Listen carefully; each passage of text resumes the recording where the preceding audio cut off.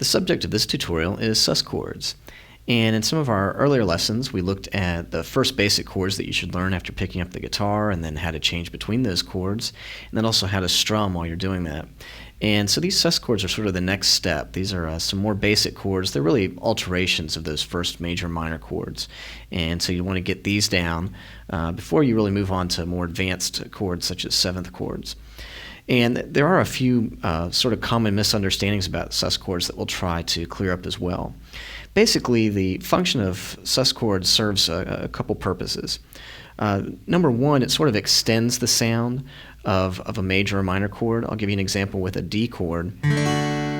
Playing a D sus4 makes me really want to resolve back to that D major. So that's a D sus4 that we'll look at in a little bit more detail in a second. This is going to be a D sus2 chord that I'll play next, and you'll hear this one doesn't really feel as strongly that it needs to resolve. It's more of just an open sound. It can be a little bit more interesting than just a regular major chord. You can hear it's sort of a modern sound. Here I'm just arpeggiating a regular D major chord, but then when I make it into a D sus2, you hear that cool kind of open droning sound. That's a very modern sound that a lot of bands use currently. So let's walk through and look at these. There's another variation of these that we'll also go through, and that's called an add 9 chord that we'll get to in a second. So starting with an A major chord, this is one that we've looked at before. You can do a multiple of different ways, the way you choose to finger it. In this case, let's just make it simple and say 1, 2, 3 for A major. Basically, what we're doing in a sus chord is we're replacing the note that determines whether a chord's major or minor. That's the third in this case. That's the second fret of the second string. We do an A major this way and an A minor this way. We take that third and we replace it with either the fourth note or the second note of the major scale that we're out of. And that kind of gets into theory, but we'll mostly just be looking at the fingerings in this case. So to take an A major chord and make it into an A sus4, there's a couple different ways to do this. You can take your fourth finger and add it to that third fret of the second string. And that makes that A sus4 chord. Really feels like it wants to resolve back to an A. If you play your A major with just one finger, like your second finger, you can still add that fourth finger on. Or another option is if you're playing 1, 2, 3, you can just slide that third finger out to grab that third fret. And so you can hear that sort of sound that feels like it wants to resolve there. So that's the A sus4. The A sus2, which gives us that sort of open droning sound. That one's fairly simple. There's several different ways to play that as well. If you're just going straight to it, you can just put the second and third finger down. That's on the second fret of the fourth and third string. Or if you're playing an A major, you just pick up the third finger and get the same thing. So either of those two fingerings is just fine. And you can hear that open droning sound.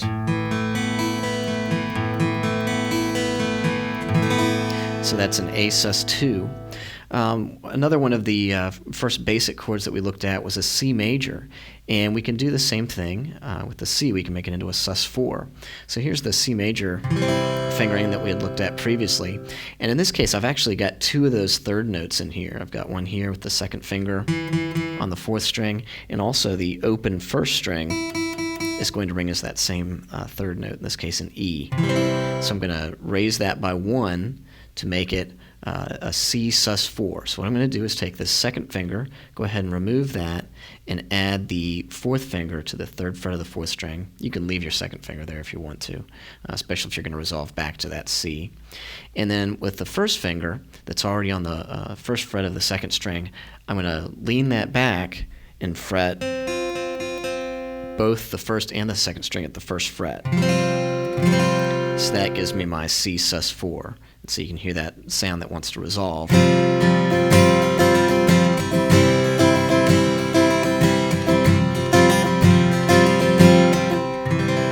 And so to go between those, I add the fourth finger and lean that first finger back, and then to resolve back, just pivot that back up and remove the fourth finger. For the next alteration to this C chord, let me try to dispel a common misconception. a lot of times people will be reading a chord chart and they'll see a chord that says something like C2 or D2. And here's what's really confusing. That actually can mean several different things, and that's what's really confusing about it. Basically, when you see a 2 next to a chord, it's sort of shorthand for either an add 9 or a sus2, which are actually fairly similar sounds. And the difference is with a sus2 chord, as we looked at with the A, we're taking the third of that chord and replacing it with the second. So we're just removing the third and replacing it with the second. With an add 9 chord, as in the case that I'm going to do with this C, I'm actually keeping the third in the chord where I had it here and here on the first string, and I'm just going to add what's called the 9 of the chord in with the rest of the chords. So in this case with a C major, I can make a C add 9 by adding the 4th finger to the 3rd fret of the 2nd string. And you notice it has kind of a similar sound to that sus2,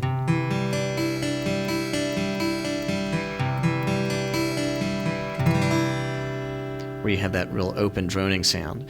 So if you saw a C2, that's probably what they would be talking about, is an add 9, and it would be the same if you saw an A2, it would probably be an A sus2.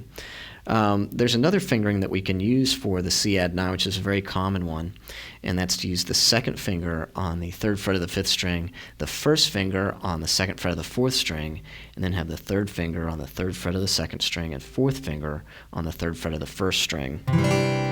And that still has a 3rd in it, which is that note there, and then we're still adding that 9 here on the 3rd fret of the 2nd string.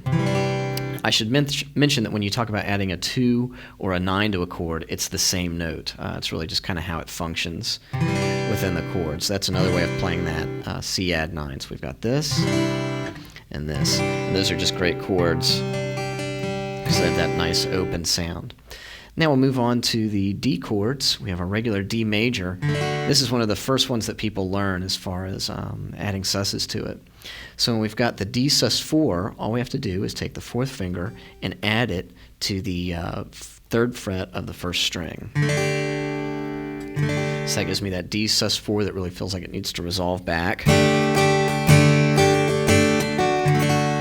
And then for a D sus2, I'm going to take this same 3rd note and just remove it and let the open 1st string ring, and that's the 2nd degree of that chord. So that gives me that D sus2 that I can just sort of leave ringing open. And you hear this in so many songs. Or people will also hammer on and pull off. So you hear that in countless different kinds of music. So that's a great one to know. The next one revolves around our E major chord. And so we've looked at this fingering previously. To do an E sus4, it's got a couple different fingerings that you can use. If you're playing your E major like this, you can just add the 4th finger here on the 2nd fret of the 3rd string. Or if you like, you can do it with your first 3 fingers. Or if you're feeling really adventurous, you could always, if you've got smaller fingers, just bar 1 finger across those. Either of those 3 will work just fine depending on the size and shape of your fingers. So that gives you that sus4 sound. And if we do the E major the regular way, adding the 4th finger, we can resolve it back to E major.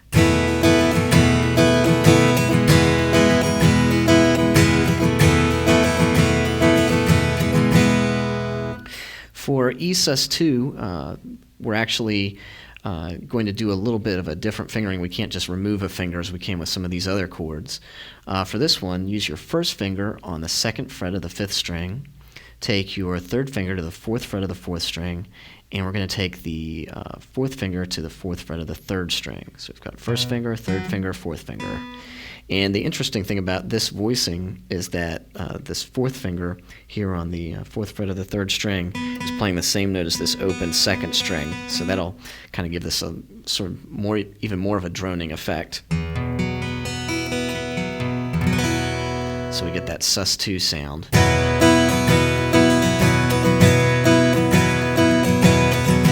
And you can hear how that just sounds great to just strum that open just like that. So now we're going to get to the G major chord, and there's a few different ways that people play G major initially. We've got this common fingering. In this case, let's be looking at one that looks like this. This may not be the first one that you learned, but it works well for this approach. So we've got the second finger on the second fret of the fifth string, third finger on the third fret of the sixth string, and fourth finger on the third fret of the first string.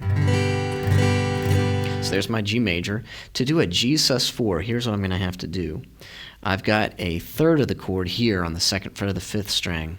I've got a third of the chord on the open second string as well, so I have to take care of both of those.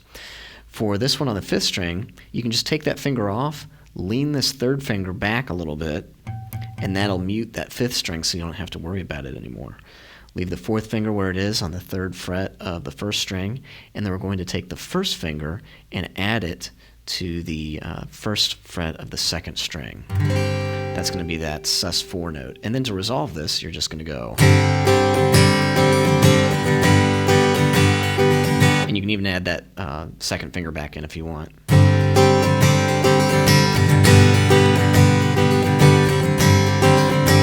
Or you can just keep muting that fifth string, whichever you want.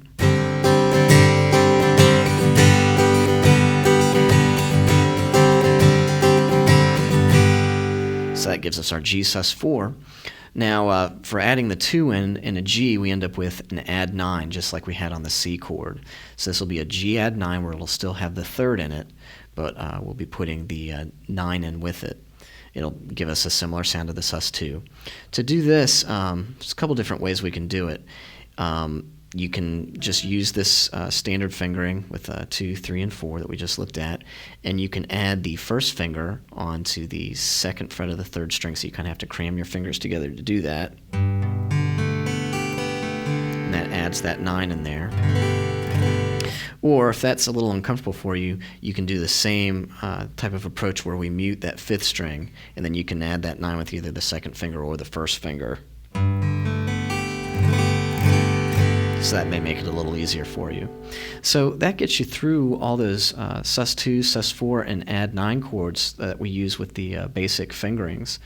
And I really think that if you get those in your memory, get them in your chord vocabulary so that you can use them, it'll make you much faster at sight reading chord charts. That's always handy because you see these all the time. But also understanding the difference between a sus2 and an add 9. And then knowing that when you see somebody that's written on a chart that you've just got a 2 chord, knowing the possibilities for what that can be, that'll even get you ahead of other guitarists because you know what you're doing. So good luck with that, and I think that'll benefit your chord reading.